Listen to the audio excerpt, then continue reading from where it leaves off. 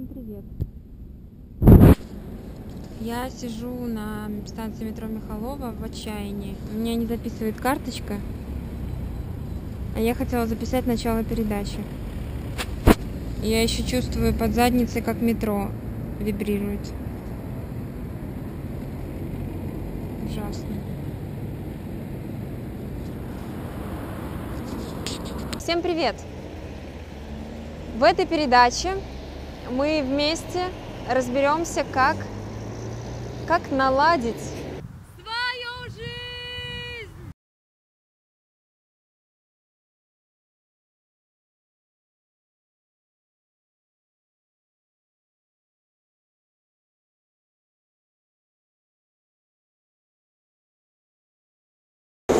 Сначала мы отправимся по красивым местечкам Беларуси и посмотрим, как бывшие горожане переезжают на землю и живут в гармонии с природой, не нарушая ее экобаланс. Даже наоборот, дают больше ресурсов, чем забирают. Здесь сотни тысяч, миллионы вещей, которым можно поучиться.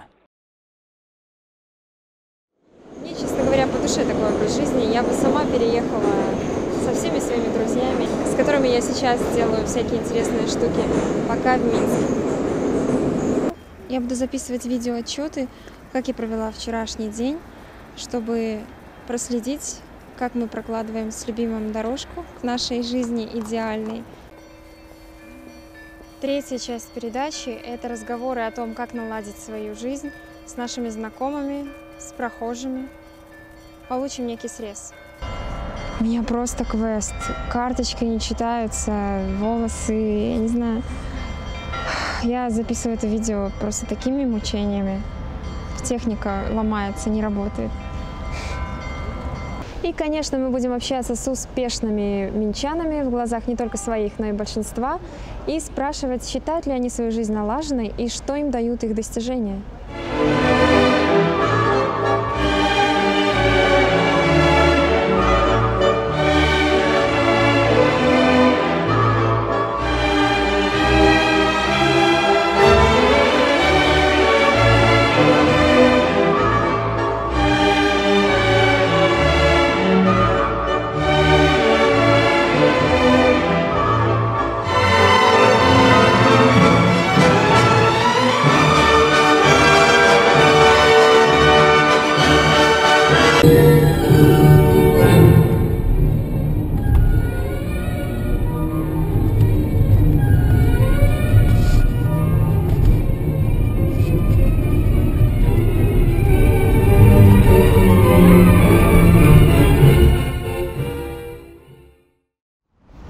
Первое красивое местечко Беларуси, куда мы с вами рванем, будет так называемые звенящие ручьи. Мы поедем туда на следующих выходных и привезем оттуда вам репортаж и снимем все, что сами узнаем. А пока я расскажу, что сама узнала за те 2 года, что изучала эту тему, но не снимала передачу. Ну, я сразу скажу, я не 2 года прям посвящала изучению этой темы. Так, между делом, когда мне попадалась информация. Итак, что я узнала? Съездив в Озерцо, музей народной архитектуры и быта, кстати, недалеко от Минска, 2 километра, можете съездить и посмотреть. Там восстановлены деревни традиционные, белорусские 18-19 годов, то есть реально дома стоят, можно внутрь зайти, и меня там торкнуло. Вот вокруг находятся только предметы из дерева или там других натуральных материалов. Я поняла, что мне очень комфортно в этой среде. Несмотря на то, что домики обветшалые, низкие, неказистые. И с тех пор я поняла, что хочу, что я живое существо. И, наверное, поэтому для меня, естественно, находиться в максимально живой среде. Ну, мысль-то пришла, а действия не поменялись. И как-то однажды на одном киношном мероприятии в кругу малознакомых людей я поделилась своей этой мечтой, и мне посоветовали экопоселение Росы. Впервые слышала, зашла на их сайт Росы Бай, и мне понравилось то, что я увидела. Я решила съездить к ним, чтобы узнать больше. Я узнала про соломенные дома, про технологии экологического строительства. Как-то случайно я зашла еще на выставку в Минске экодомов, и там тоже узнала, что дома бывают из соломенных блоков. Я узнала в РОСах о том, что группа людей может реально создавать другую культурную и даже экономическую среду здесь же, в Беларуси, просто объединившись и на природе. Дальше я, когда поехала в Словению, тоже там решила поискать подобные места, чтобы поучиться, ведь наверняка у них дольше это все существует.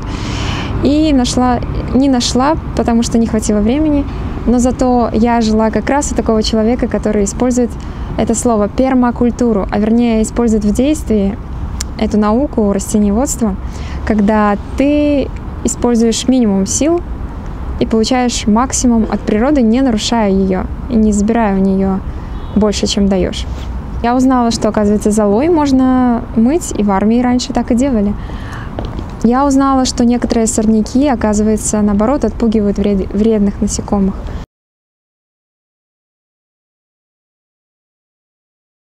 Я тут в городе что-то пытаюсь сделать, там фест на Грушевке, пиар социального кино и социальных кинопроектов, парк, концепцию социальную вместе с архитекторами Минского парка разрабатывали. В общем, всякое. И я понимаю, что время утекает, силы мои это все забирает, а подзарядиться мне негде. Ну, то есть реально, мне нужно какое-то место, где бы в конце концов было бы здоровые продукты, воздух, где я была бы свободна в своих действиях.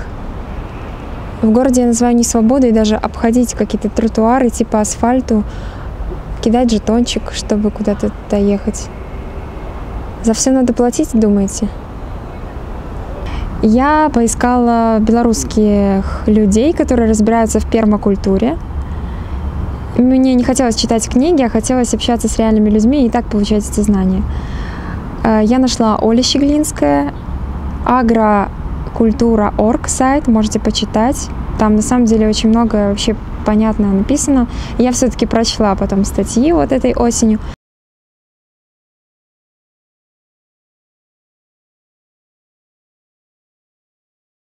Вот.